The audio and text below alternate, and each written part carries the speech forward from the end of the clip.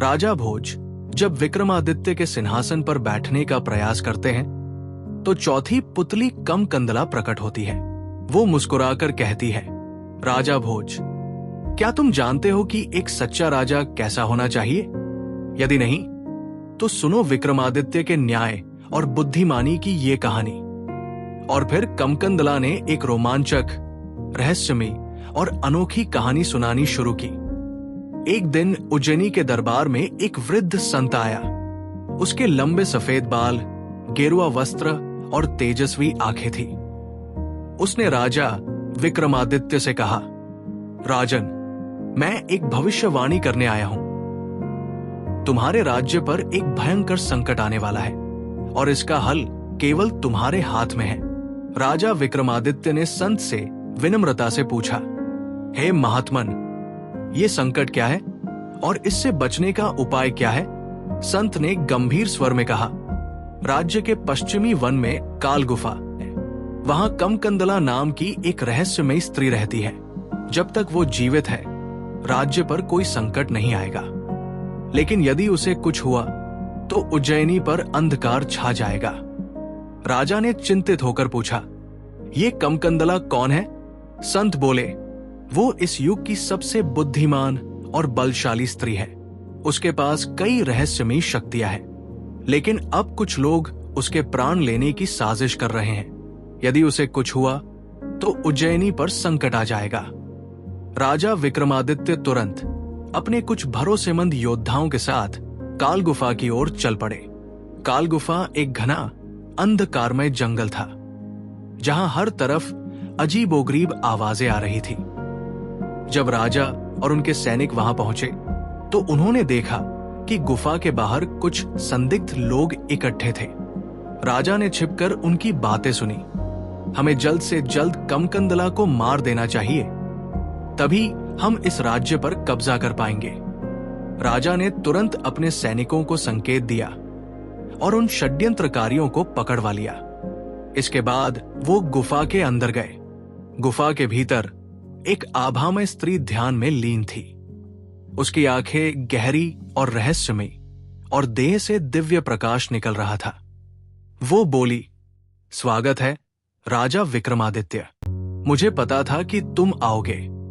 राजा ने झुककर प्रणाम किया और कहा, हे देवी, आपके जीवन को खतरा था। मैंने उन लोगों को पकड़ लिया है जो आपको मारना चाहते थे। लेकिन आप कौन हैं और क्यों आपका जीवन इस राज्य के लिए इतना महत्वपूर्ण है?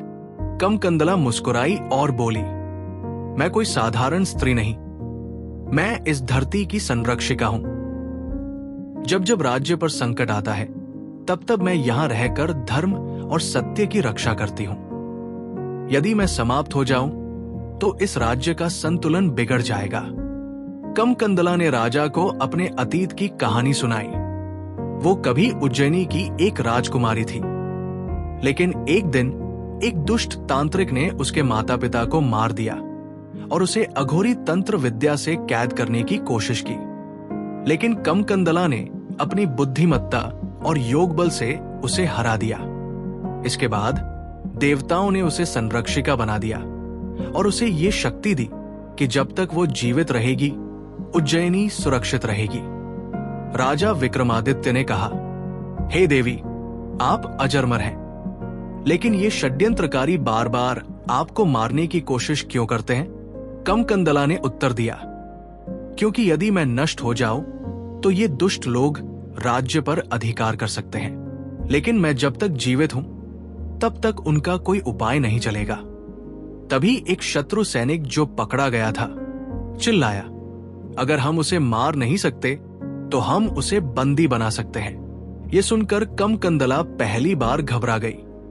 उसने कहा, मुझे कैद करना मेरी मृत्यु के समान होगा, क्योंकि यदि मैं स्वतंत्र न रहूं तो मेरी शक्तियां नष्ट हो जाएंगी। राजा विक्रमादित्य ने तुरंत एक योजना बनाई। उसने कमकंदला को अपने साथ उज्जैनी के किले में लाने का फैसला किया ताकि वो वहां सुरक्षित रहे। लेकिन कमकंदला ने मना कर दिया, मुझे किसी महल में बंद मत करो, क्योंकि मेरी शक्ति खुले आकाश और प्रकृति से मिलती है। मुझे प्रकृति में ही रहने दो। राजा ने कहा, तो हम तुम्हारी रक्षा के लिए एक गुप्त दल बनाएंगे। सब कुछ शांत था, लेकिन एक दिन राजा को सूचना मिली कि कमकंदला गायब हो गई है। राजा तुरंत काल गुफा पहुंचे, लेकिन वहां केवल राख और जलते हुए चिन्ह थे। कमकंदला का कोई अतापता नहीं था। राजा को विश्वास नहीं हुआ। उन्होंने चारों ओर जांच करवाई, लेकिन कोई सुराग नहीं मिला। तभी राजा को संत की बात याद आई, यदि कमकंदला को कुछ हुआ तो उज्जैनी पर संकट आ जाएगा। और सच में उसी दिन से राज्य में अंधकार छाने लगा। सुख समृद्धि कम होने लगी, फसलें सूखने लगी और लोग बीमार पड़ने लगे। राजा विक्रमादित्य ने अपने गुप्तचरों को भेजा। महीनों की खोज के बाद एक गुप्तचर ने आकर बताया, राजन, हमें एक पहाड़ी गुफा में एक अजीब चीज मिली है। राजा तुरंत वहां गए। गुफा के अंदर एक पत्थर की मूर्ति रखी थी, जो कमकंदला जैसी दिखती थी। राजा ने छूकर देखा और तभी मूर्ति अचानक दरक गई। अंदर से एक रोशनी निकली और कुछ क्षणों में कमकंदला की आत्मा प्रकट हुई। राजा विक्रमादित्य, मुझे किसी तांत्रिक ने इस पत्थर में कैद कर दिया था। राजा ने कहा, अब क्या होगा? तुम्हें कैसे मुक्त किया जा सकता है? कमकंदला ने कहा, केवल एक उपाय है, मुझे छोड़ देना। यदि मैं मुक्त नहीं हुई तो उज्जैनी समाप्त हो जाएगी। राजा को बहुत दुख हुआ, लेकिन उन्होंने अपनी प्रजा के भले के लिए कमकंदला को अंतिम मुक्ति दे दी। और उसी पल उज्जैनी पर फिर से सुख और समृद्धि लौट आई। इतना कहकर पुतली कमकंदला राजा भोज की ओर देखती है और पूछती है, क्या आप भी विक्रमादित्य की तरह अपनी प्रजा के लिए बलिदान दे सकते हैं? राजा भोज गंभीर हो गए। उन्होंने सिंहासन की ओर देखा और धीरे धीरे पीछे हट गए।